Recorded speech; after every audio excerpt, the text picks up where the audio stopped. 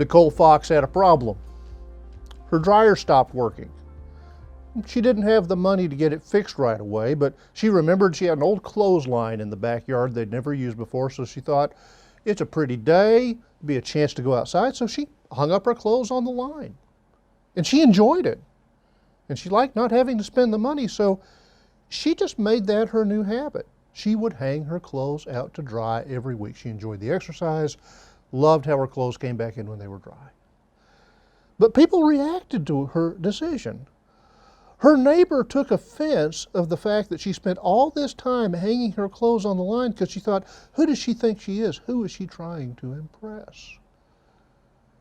Years later, she's still doing this. The Washington Post tech reporter is doing a story on people who are rebelling against technology.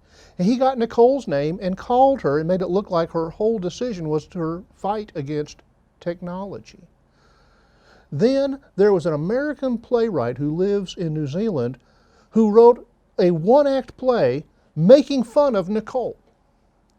And then there was a woman who wrote about women's issues who went on to attack Nicole because she was insensitive to the people who had to hang their clothes on the line and didn't have the options that she had.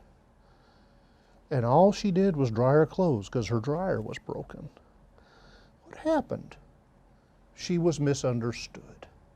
And then she was judged, and then people acted on that judgment. You know, there's a real good reason Jesus tells us as his followers not to judge each other. Because usually we don't have all the information. We don't know why people do what they do. And you know what? We all also know what it's like to be misunderstood. Sometimes people don't understand our actions.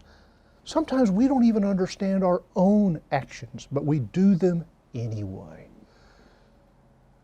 The one who understands us the most, the one who understands us better than we understand ourselves, of course, is the living God we worship here at Christ Church.